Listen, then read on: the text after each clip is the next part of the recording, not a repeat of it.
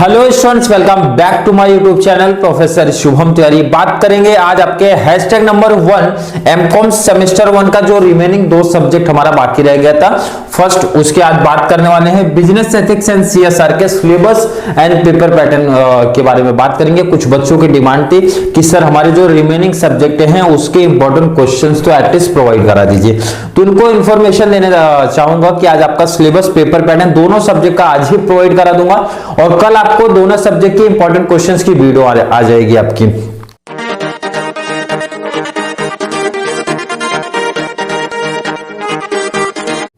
And second important चीज आप लोग जो एमकॉम सेमेस्टर 1 वाले बच्चे हो ना, इकोनॉमिक्स में इंपॉर्टेंट क्वेश्चंस ऑलरेडी आपको प्रोवाइड करा चुका हूं, तो वहां पे इंपॉर्टेंट क्वेश्चंस काफी सिलेबस आपका एफवाई बीकॉम सेमेस्टर 1 एंड 2 से मिलेगा। तो series already FY BCom semester 1 and 2 का ऑलरेडी बहुत सारे टॉपिक्स हमने अपलोड किए हैं, अदरवाइज काफी टॉपिक्स प्लेलिस्ट आपको बना के क्लियर मेंशन कर दिया हूं, आप वहां पे जाके देख लेना, काफी टॉपिक्स का लेक्चर्स आपको मिल जाएगा।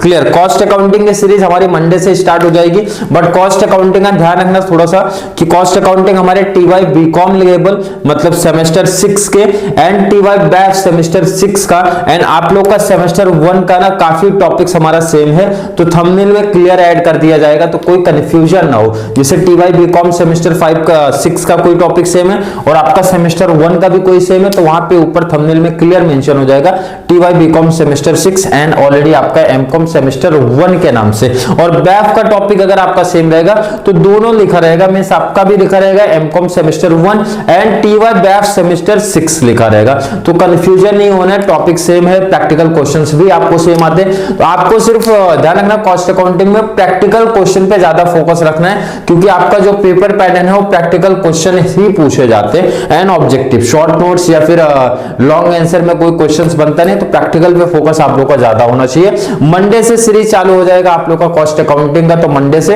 कंटिन्यू सीरीज चालू हो जाएगा, तो वहां पे लेक्चर्स आप देख सकते हैं और बहुत जल्दी क्लोज करा देंगे, क्योंकि आपका सिलेबस देखेंगे 1 2 3 क्वेश्चंस आपका कॉस्ट में भी है, लास्ट क्वेश्चन नंबर 4 हमारा क्या होता है ऑब्जेक्टिव्स होते हैं। तो प्रैक्टिकल आपको ऑलरेडी इंपॉर्टेंट प्रोवाइड करा चुका हूं, तो वहां पे आप देख सकते हैं कौन से ईयर में किस टाइप के क्वेश्चंस बने थे हमारे प्रीवियस ईयर बोर्ड एग्जाम में। तो आज बात करेंगे आपका sir CSR and business ethics जो हमारा टॉपिक है उसका सिलेबस क्या है और पेपर पैटर्न क्या है। अगर मैं बात करूं जो बच्चों ने एमकॉम सेमेस्टर फाइनेंस को देख के लिया था, मींस सर हमारा अकाउंटिंग एंड फाइनेंस ले रहा हूं, बट टेंशन में आ गया कि पहले इस सेमेस्टर में सर उनको अकाउंट तो एक ही दिया, बाकी तीनों तो थ्योरेटिकल पार्ट हमारे दिए गए हैं, और उसमें से भी चैप्टर्स की अगर मैं बात करूं तो चैप्टर्स भी देखो आप 14 चैप्टर्स कंप्लीट दिया गया और टाइम आपके पास लिमिटेड है, मतलब कम टाइम में सर हमको एटलीस्ट जो हमारा पेपर पैटर्न है 60 मार्क्स का कैसे मैक्सिमम नंबर लेके आना है वो चीज ध्यान में रखना है। पहले इसमें पासिंग की बात कर दूं सर 24 मार्क्स तो हमको लाना है मिनिमम अगर पास होना है तो। जिन बच्चों को नहीं पता 20 पासिंग नहीं 24 पासिंग है, आपके 60 मार्क्स वाले पेपर की मैं बात करूं 24 लाना कंपलसरी है, तो वो चीज आप समझ लो पहले से कितने क्वेश्चंस हमारे कवर होने चाहिए, अच्छे तरीके से आने चाहिए। टॉपिक्स बात करूंगा कैसे कवर करेंगे बाद में बात कर लेंगे उसको, टॉपिक्स पहले देख लेते हैं। पहला टॉपिक है सर बिजनेस एथिक्स, जिसके बारे में थोड़ी सी कहानी हमको ऑलरेडी डिग्री में हमने शायद किया है, शायद इसलिए बोल रहा हूं क्योंकि ऑनलाइन क्लासेस हुआ था, आपका ऑनलाइन लेक्चर्स हुए थे, ऑनलाइन एग्जाम हुआ था, तो मुझे पता है काफी बच्चों ने नहीं ध्यान दिया होगा, बट बिजनेस एथिक्स की कहानी हमको दी गई है डिग्री लेवल में। सेकंड सर हमारा इंडियन एथोस के बारे में भी न्यू कॉन्सेप्ट है, ये पहले आपको डिग्री लेवल में नहीं था। कोड ऑफ एथिक्स के बारे में भी डिग्री में हमारा है। नेक्स्ट हमारा टॉपिक ध्यान रखना है चैप्टर्स है, चैप्टर्स के अंदर काफी सारे क्वेश्चंस भी हैं। चैप्टर 4 की बात करेंगे sir approaches and theories of business ethics के बारे में है। नेक्स्ट सर हमारा चैप्टर नंबर 5 की अगर बात करेंगे सर गांधीयन अप्रोच है। 6 की बात करेंगे इमर्जेंस ऑफ न्यू वैल्यूज है। 7 की बात करेंगे सर इंडियन एथिकल प्रैक्टिसेस के बारे में है। अगले की बात करेंगे चैप्टर नंबर 8 आपका कॉर्पोरेट गवर्नेंस का टॉपिक है। अगला topic sir regulatory framework of corporate governance. Clear. यहां तक की बात जब करते हैं ना तो ये बिजनेस एथिक्स के अंदर आ जाएगा। ये टॉपिक आपका बिजनेस एथिक्स के अंदर आएगा। इसके बाद के जो टॉपिक है आपके सीएसआर के अंदर आ जाते हैं, मतलब सीएसआर, लेकिन सीएसआर आपने ऑलरेडी 12th क्लास में पढ़ा है, कॉर्पोरेट सोशल रिस्पॉन्सिबिलिटी जो हमारी होती है, इसके बारे में थोड़ी नॉलेज वहां पे एक टॉपिक ही सीधा था, अगर याद होगा तो वहां से पढ़ेंगे। और उसके बाद डिग्री लेवल में भी ये ऑलरेडी टॉपिक है। तो सीएसआर क्या, ये थोड़ा सा आपको एडवांटेज मिलेगा इतना कि आपने ये 100% आपका न्यू टॉपिक नहीं है, कुछ चीजें आपने पहले से सुनी होंगी, उसके बारे में आपको ऑलरेडी नॉलेज होगा। जैसे पहला टॉपिक मतलब चैप्टर 10 की बात करेंगे sir, corporate social responsibility, clear, उसी के बारे में पूरी कहानी है। सीएसआर एंड इंडियन कॉर्पोरेशन है। नेक्स्ट सर एरियाज हमारा सीएसआर का एरिया कहां तक होता है, कैसे होता है, उसके बारे में है।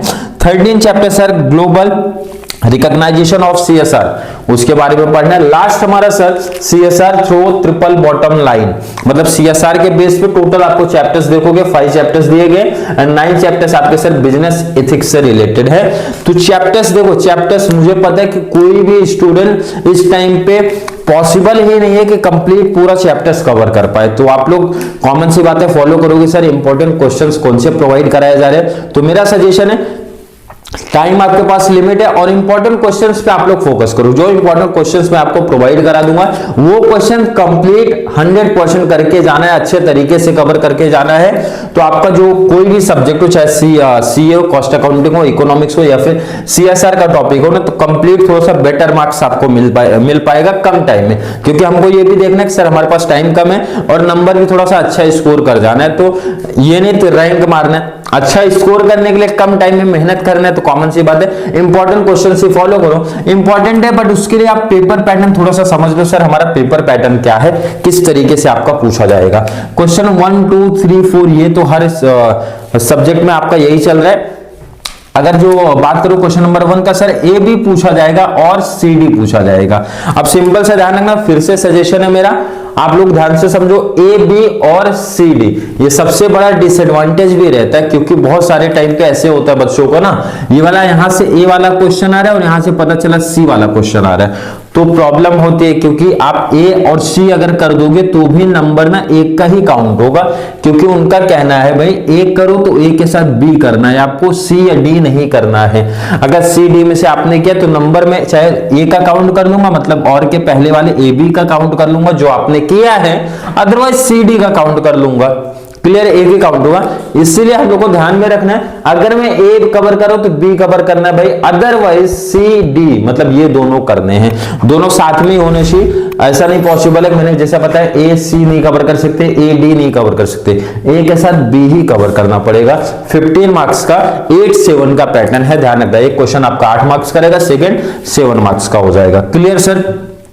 क्वेश्चन 2 भी सेम चलेगा, क्वेश्चन 3 भी सेम चलेगा, ए बी कवर कर लो, अदरवाइज आप सी डी कवर कर लो, 15 मार्क्स का रहेगा। क्वेश्चन 3 में भी यही है सर, ए बी कवर करो, अदरवाइज सी डी कवर कर लो, 15 मार्क्स का ये भी टॉपिक आपका है। क्लियर है सर।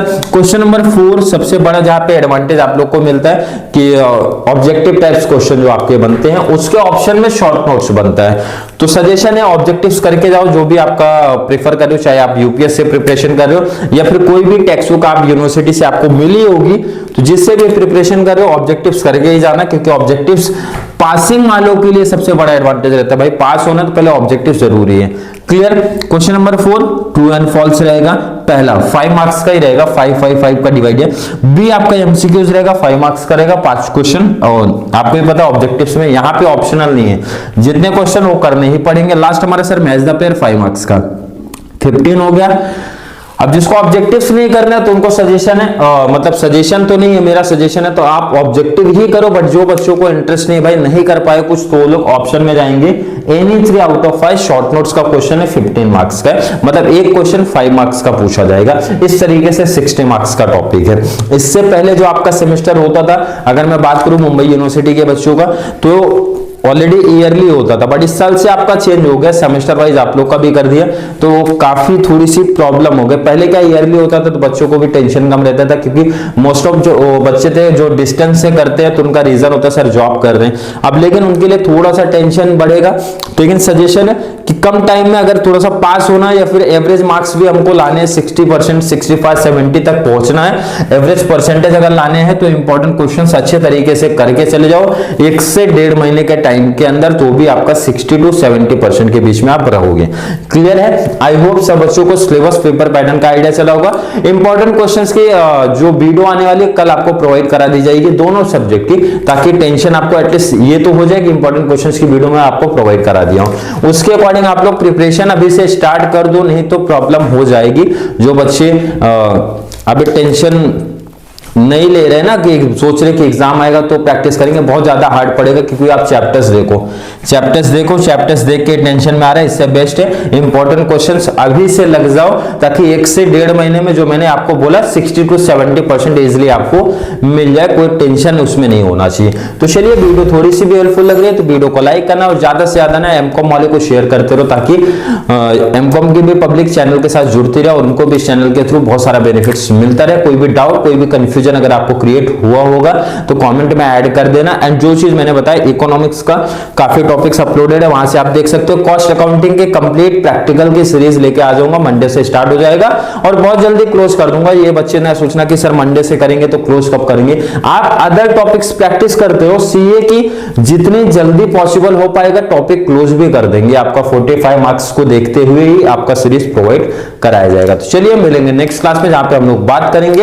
इंपॉर्टेंट क्वेश्चंस के बारे में। तब तक के लिए थैंक यू सो मच।